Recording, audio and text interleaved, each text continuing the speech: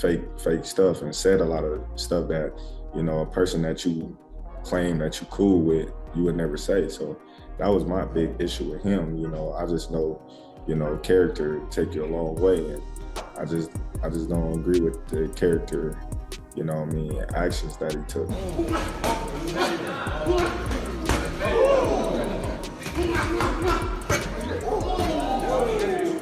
Problem is Terence Crawford now is really only going to want to fight for big money, and there's only certain fights that can generate that kind of money.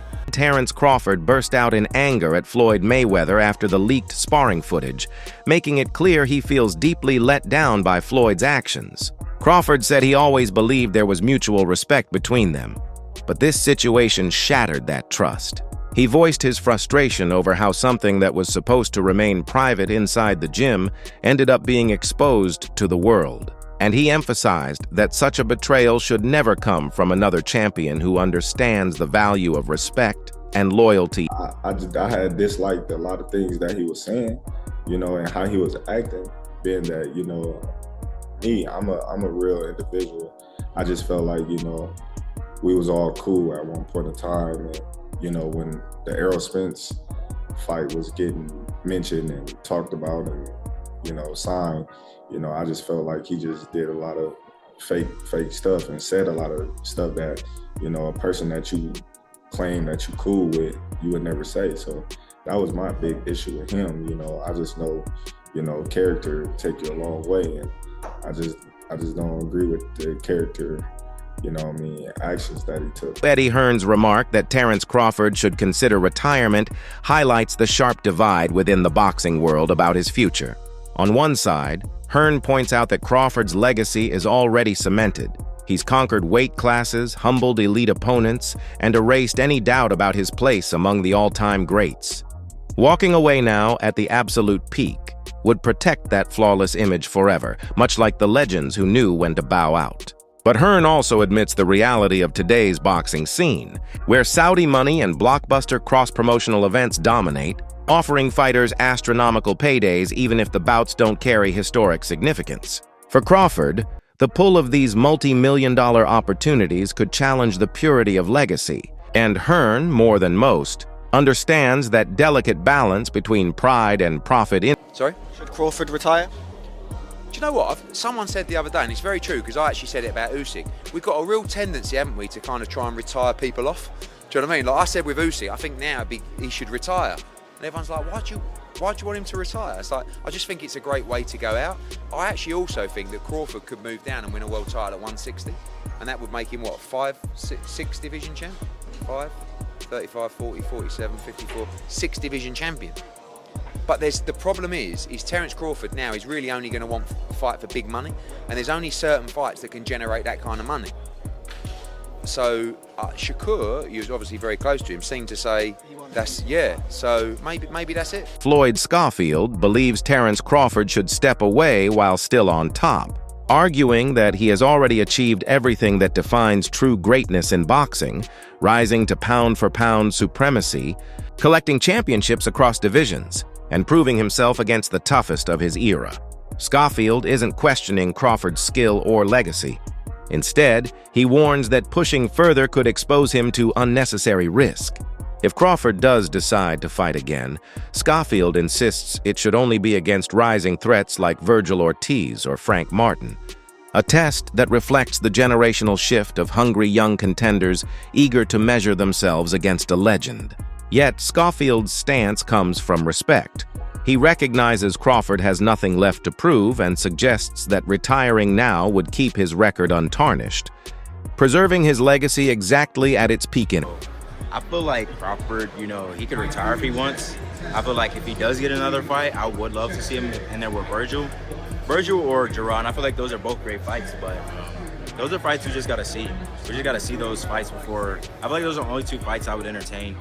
Not a rematch? Maybe a rematch with Crawford and Canelo? I feel like it wasn't close enough. Really? If it was close, maybe, but it just was like, it wasn't. Debate continues to ignite passion among boxing fans, with the dream matchup of prime Floyd Mayweather versus prime Terence Crawford fueling endless arguments online. Both men symbolize pure mastery of their eras. Floyd with his flawless defense and razor-sharp ring IQ that made him untouchable, and Crawford with his adaptability and killer finishing instinct that has broken down every challenger. Yet the harsh truth remains. Mayweather is long past his fighting prime, his reflexes and endurance no longer what they once were, making any modern-day clash more spectacle than genuine test. That's why fans cling to the fantasy angle, because the vision of their primes colliding in the ring is destined to remain only a dream.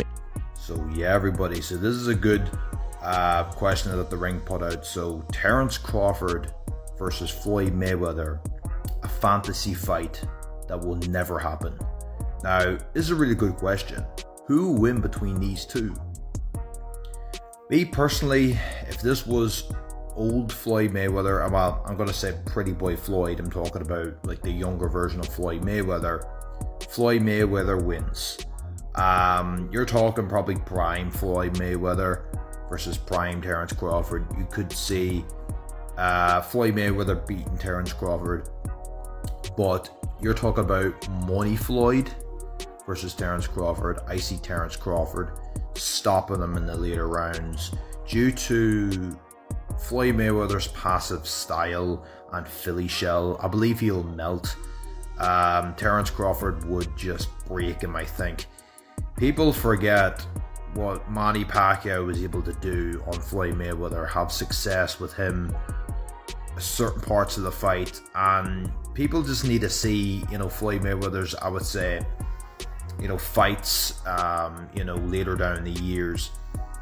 I think Crawford would just be able to break that defense. I don't know. The thing is about Terence Crawford, he has a very, very awkward style, very awkward foot movement, footwork. This is the thing. A lot of people were thinking, no, nobody beats Floyd. Or if you try to compare somebody else, no, this man will beat Floyd. Floyd would beat everybody. I don't think it's a case of Terence Crawford, everybody. I think Terence Crawford would have been the man to actually beat Floyd.